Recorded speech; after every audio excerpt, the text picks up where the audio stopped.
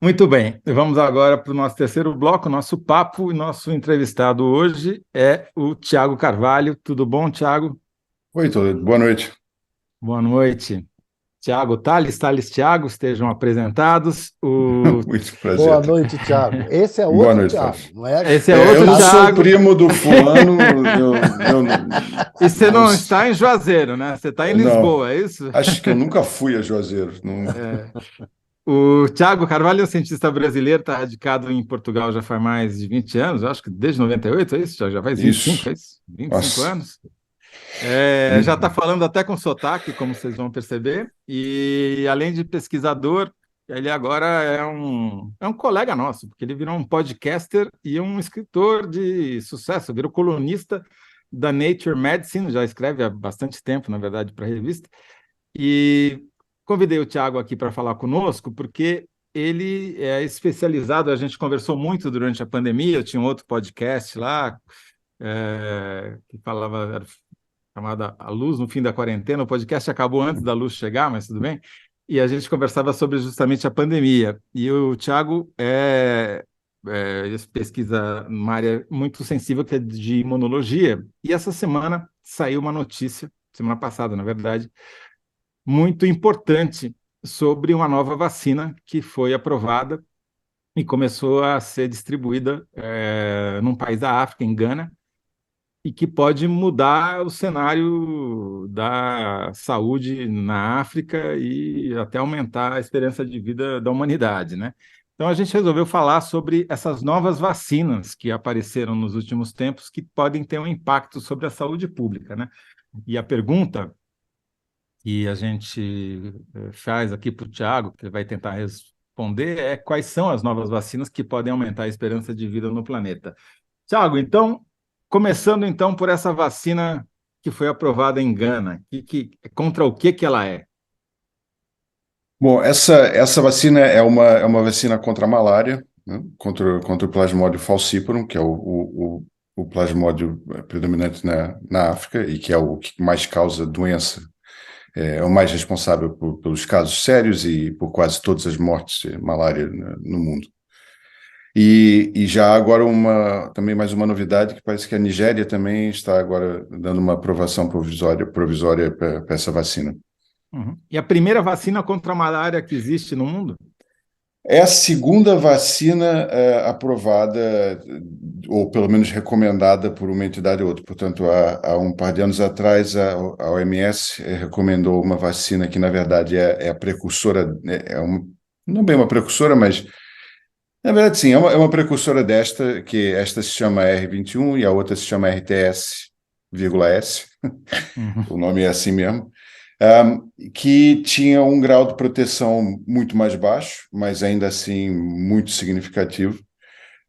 São todas, tem como principal alvo as crianças, que é onde se concentra a mortalidade da malária.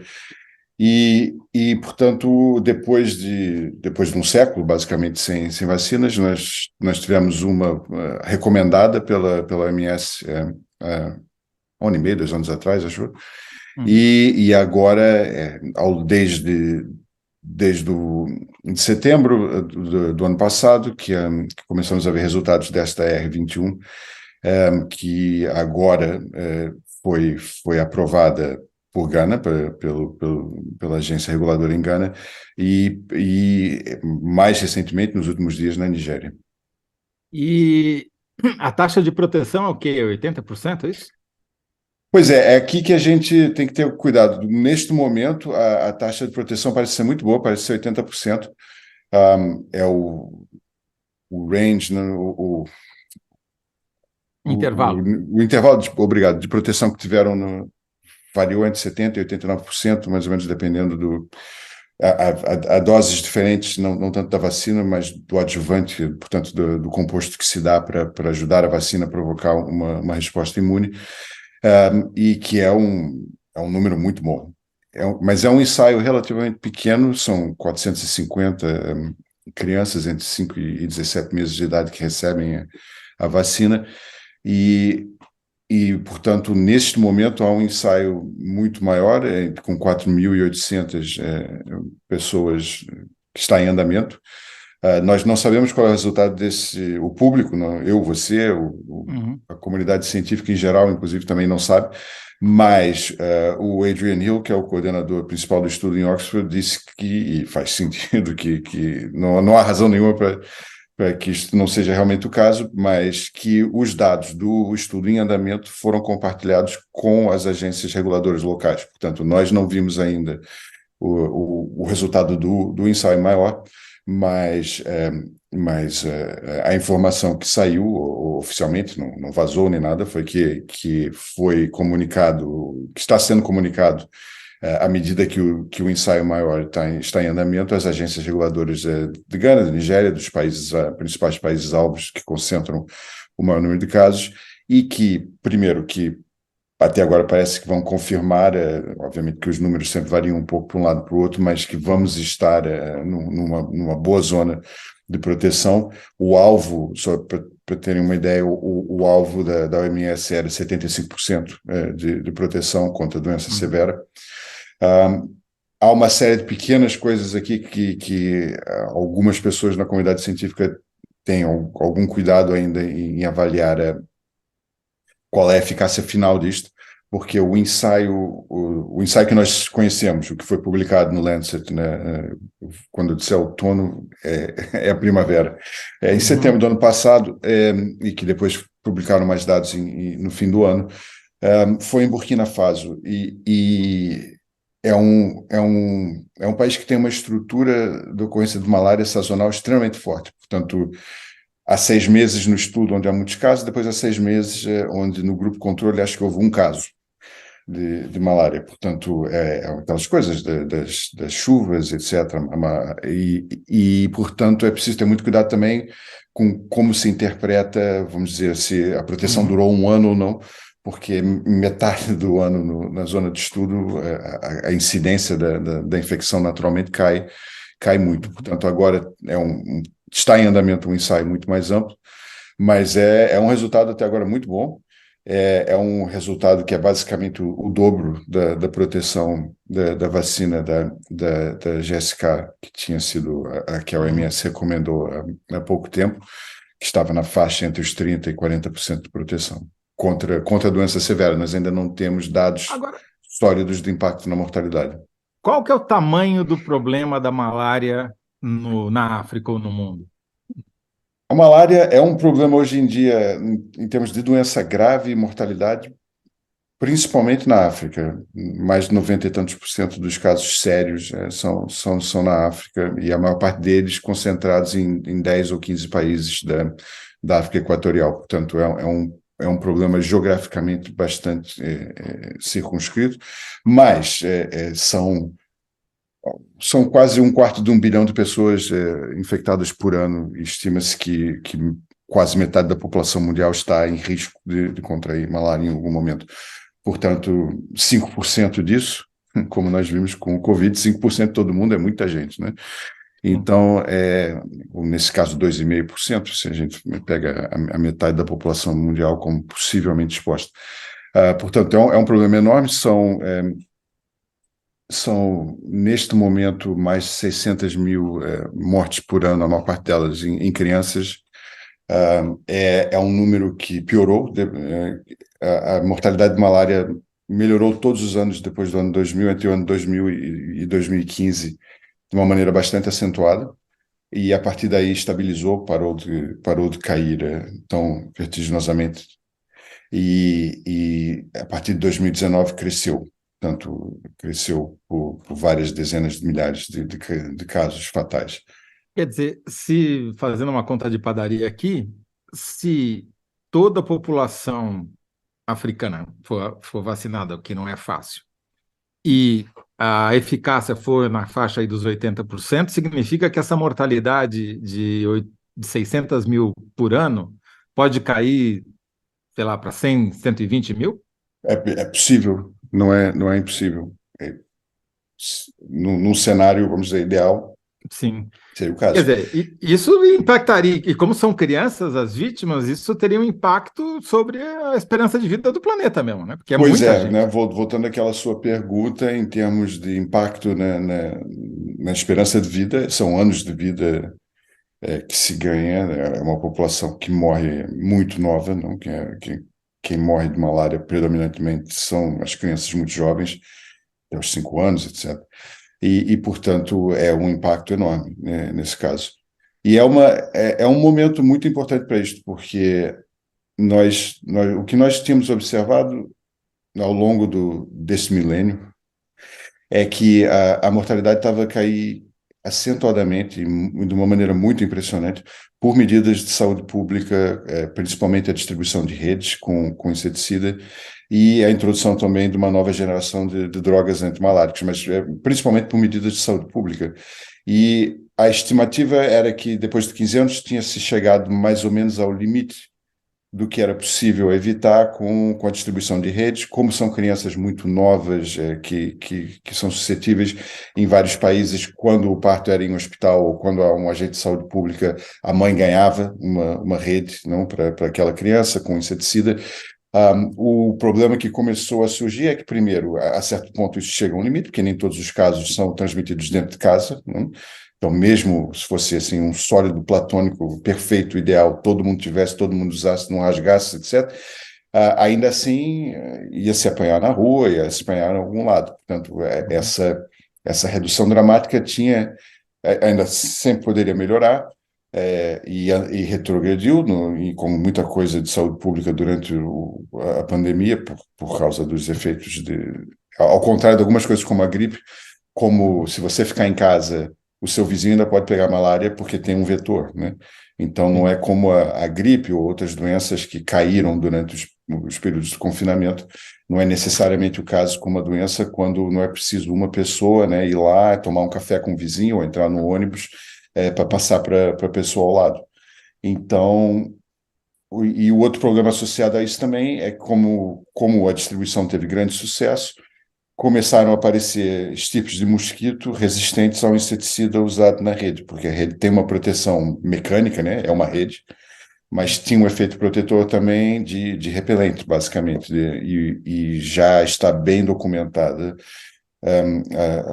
a evolução gradual de resistência no Anopheles, nas zonas de grande uso. Portanto, Ah, é, ah, é, era possível que andasse para trás mais ainda, portanto, é um ótimo momento. E perfeito. só para Uhum.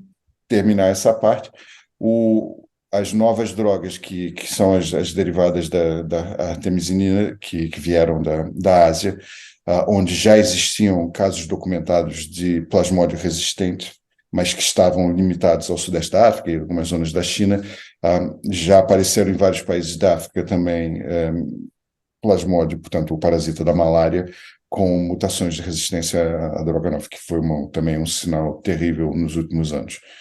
Quer dizer, E, já políticas públicas já estavam no seu limite, o bicho já tinha evoluído, quer dizer, o vetor, né, o mosquito já tinha evoluído para superar a barreira química, bioquímica não contra ele, completamente, mas mas está indo. em vias, né, É. de se ser selecionado para isso, e o remédio que existia já estava começando a perder eficácia em alguns casos. Quer dizer, vem no momento crítico. Agora, eu fui dar uma olhada nos dados de Brasil. Infelizmente, as estatísticas sobre malária aqui não são muito boas. O número de casos, por exemplo, é menor do que o número de internações no SUS, o que já mostra o número do tamanho da subnotificação, né?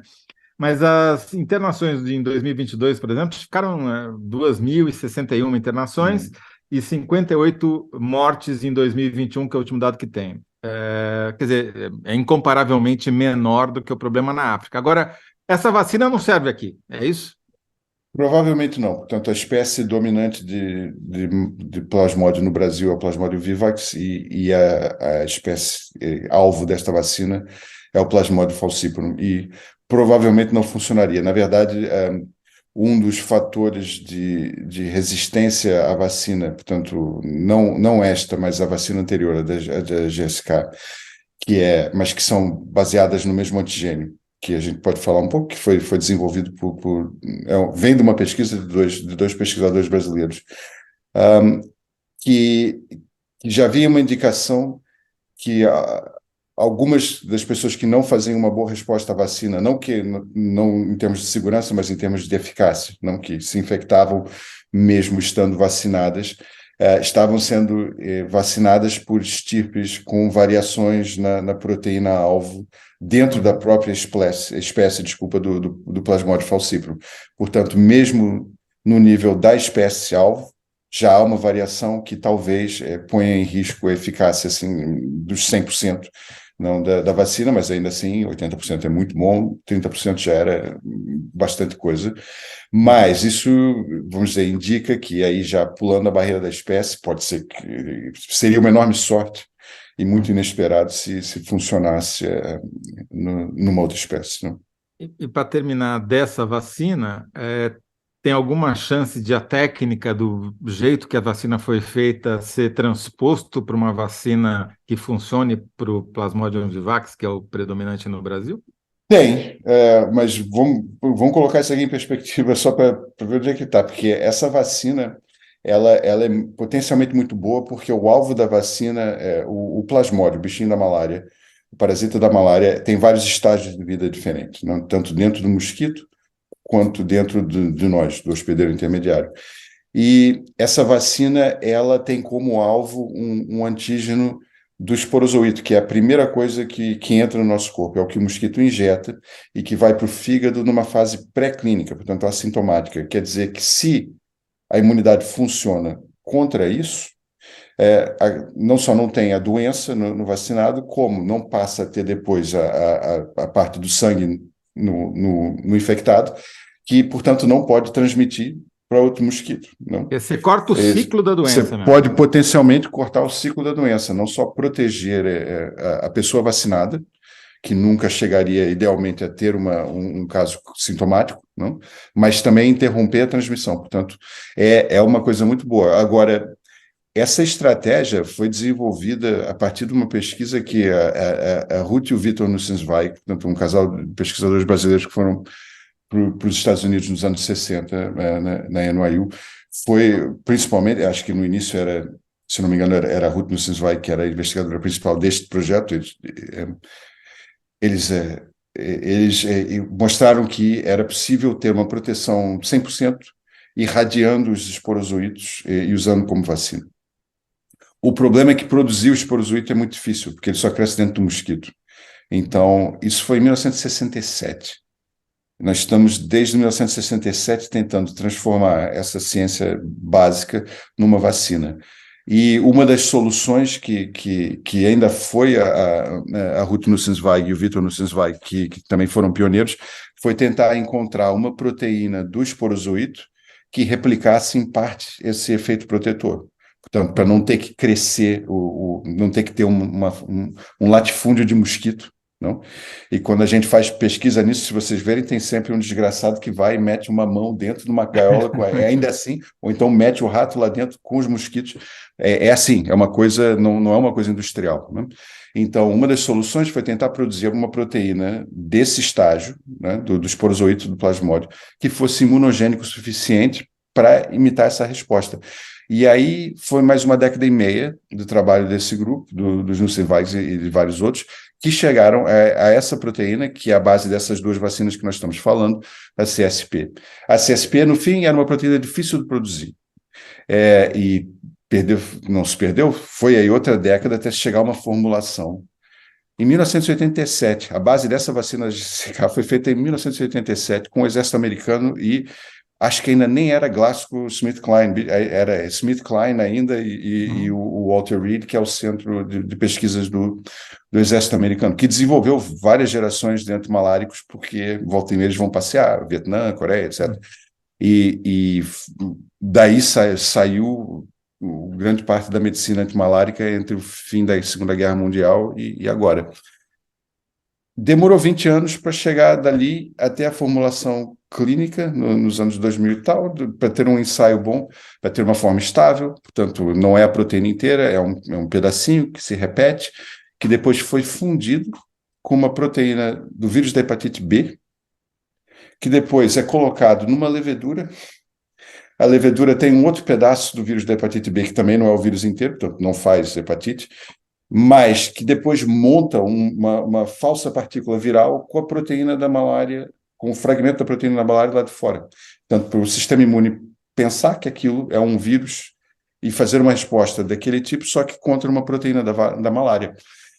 E, portanto, é teoricamente possível fazer exatamente a mesma coisa com o Plasmodium vivax.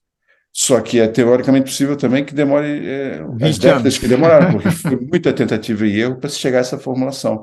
E Entendi. para se ver essa vacina da GSK, que está em desenvolvimento desde 1984, e na formulação mais ou menos antigênica parecida com essa, 1987, chegou ao fim há 2 anos atrás. Né? E a diferença entre ela e esta nova também é muito sutil. Eles ajustaram a razão entre as proteínas da hepatite e a proteína da malária para ter mais anticorpo contra a malária, menos contra o vírus da hepatite, e mudaram o adjuvante. Portanto, isso é tudo tentativa e erro. Né? E Quer uma coisa dizer, a gente ficou muito mal acostumado com a foi. vacina contra a Covid, né? Porque o As, processo normal é esse, demora meio século. as vacinas têm dois cenários básicos. Um é a vacina que faz e acho que a gente conversou um pouco sobre isso no Covid. Um é quando a imunidade funciona muito bem na maior parte das pessoas. Então, mesmo com uma doença terrível como a varíola, a maior parte das pessoas sobrevivia, apesar de uma mortalidade de 30% ser uma coisa indescritivelmente horrível, mas as pessoas sobreviviam, a maior parte, e as que sobreviviam eram imunes, não? Com o pólio. A vasta maioria das pessoas sobrevivia ao pólio e era imune. Com a malária, com os tripanossomas, as pessoas não ficam imunes, não fazem infecções crônicas a vida inteira. Tem uma resposta imune, que na maior parte das pessoas, especialmente os adultos, mantém aquilo controlado, mas são reinfectados, tem focos de infecção crônica. A porcaria do bichinho do Brasil ainda é diferente também da forma africana, porque tem um estágio chamado dipnozoído, que é mais ou menos dormente, que é uma coisa que pode causar muitos problemas para a vacina também, de uma coisa ficar ali sentada, inativa, esperando passar o AUE para depois sair e criar problemas de novo, mas principalmente em todos os casos onde não há uma boa resposta imune natural que nós queremos imitar, e aí, por exemplo, o caso mais paradigmático é o HIV, ninguém faz uma pessoa, 2 pessoas, a maior parte das resistências são mutantes naturais que não tem nada a ver com imunologia, tem a ver com os receptores que o vírus usa para entrar nas células. Portanto, quando não há uma imunidade natural que nós queremos copiar, o que a vacina tenta fazer é retirar o elemento de loteria, né? Que a maior parte das doenças que a gente vacina no plano normal de vacinação são doenças onde 1 em cada 100 casos ou 5 em cada 20 casos são ruins e 1 em 1000 ou 1 em 5 ou o que for são fatais. Mas a maior parte das pessoas normalmente estaria protegidas e nós tiramos essa loteria, né? Nós fazemos esse efeito sem ter que ter o risco da infecção natural. Mas o resultado é conhecido. Nesse caso, né, essa zona toda de fazer fusões com o vírus com proteínas, não com vírus, com proteínas do vírus de hepatite, etc., é porque nós estamos tentando fazer o sistema imune pensar que a malária é outra coisa. Uhum. Porque a malária a doença de Chagas, essas coisas, elas sabem muito bem viver com o nosso sistema imunológico, a vida inteira. Então, as coisas que funcionaram rapidamente no desenvolvimento de vacinas, e o Covid foi um caso dramático, mas tivemos coisas também no espaço-tempo de 2 ou 3 ou 4 anos, como o recorde anterior. Deixa eu te fazer uma pergunta. A gente falou em vacinas no plural, e antes de terminar o nosso tempo, que já está se esgotando, Opa! a gente precisa falar de pelo menos mais uma, que é do RSV. E aí eu queria que você contasse o que é o RSV, que eu, na minha ignorância, desconhecia. Você tem até um caso para contar, né? O RSV é um vírus respiratório desses que quase todo mundo encontra, todo mundo tem, é muito banal em um adulto saudável, só que causa casos severos ou nas crianças muito novas, especialmente os recém-nascidos e nas primeiras semanas de vida, e nos muito velhos, onde causa também possivelmente tantas mortes quanto a gripe. E aí já se debate um pouco, porque não há tanto monitoramento, mas são também milhares de mortes na terceira idade. E É uma doença que dá sintomas terríveis, né, nas crianças e nos nas idosos. crianças, basicamente, o que acontece nos casos graves, o que aconteceu, por exemplo, na minha família, é o fluido do bebê, o pulmão enche de fluido. Não há nenhum tratamento a não ser tirar o fluido do pulmão até passar a infecção. Portanto, Aspiração. aspiração e o que eles chamam calorosamente de mobilizar o muco, que é basicamente espancar um recém-nascido que nesse tempo todo tem que ser alimentado por uma sonda gástrica, porque não consegue respirar, não consegue fazer nada.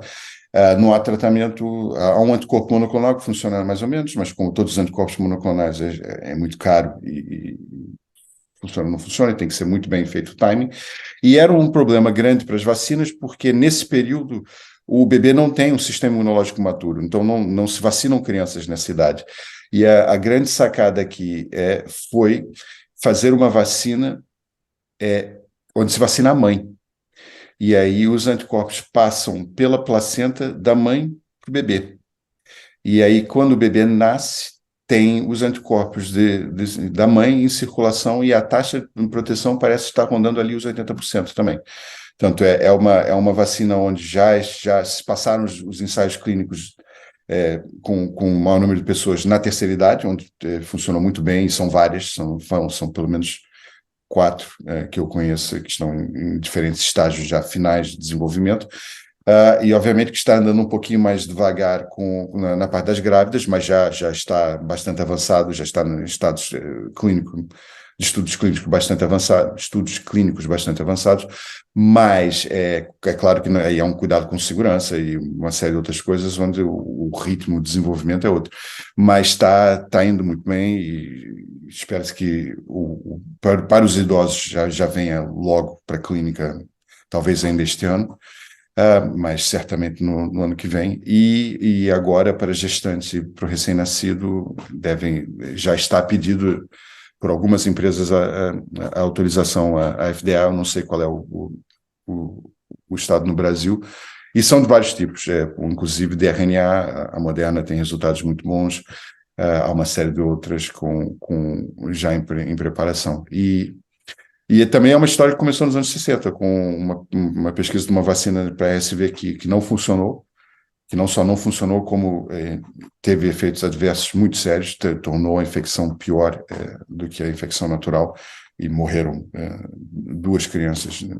Foi um número grande, porque eram ensaios pequenos, e que matou o campo durante várias décadas, mas foi tentando compreender o que deu errado nesse ensaio, que não só se fez a vacina que agora funciona, como foi toda a base da molecular da vacina do Covid que a gente usa e que foi feita tão rápido. Portanto, esse tão rápido são 50 anos de rapidinho, Muito rapidinho. bom.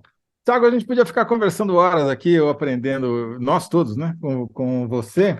Infelizmente, nosso tempo acabou e a Opa, gente tem que fazer a nossa síntese, que a pergunta, lembrando, é quais são as novas vacinas que podem aumentar a esperança de vida do planeta. Tentando fazer às vezes de titulador aí para a nossa conversa, diria então que as vacinas contra a malária e contra o RSV devem salvar é. potencialmente milhares de crianças Bom, e centenas de milhares, né? centenas de milhares de Ah, crianças. certamente no caso da malária, é aquilo que você fez aí no guardanapo, Uhum, não? uhum. São ao longo de 5, 10 anos, estamos falando de milhões de crianças. Milhões de Com, crianças. com o RSV também, dezenas de milhares de crianças, principalmente quem não tem acesso a poder ter uma criança internada durante uma Uhum. semana com cuidados, a criança morre, né, nesse caso. Bom, excelente notícia. Muito obrigado, Tiago. Vou te Obrigado, convidar doutor. mais vezes aqui. Ainda precisamos falar da vacina da gripe, que o Thales não sei se tomou ou não. Precisamos falar das novas vacinas de Covid. Tem muito assunto aí para a gente voltar a conversar. Não tem uma edição Obrigadão. matinal, não, Túlio? Tem. Vamos conversar. Tem um UOL News aí. Eu sei que isso aqui é meia-noite aí já em Lisboa, não? Olha, é meia-noite. Não vi o Obrigado. tempo passar. Desculpa, Muito desculpa. obrigado. Desculpa pelo abuso aí. Nada, um abraço para Um vocês. abraço. Prazer.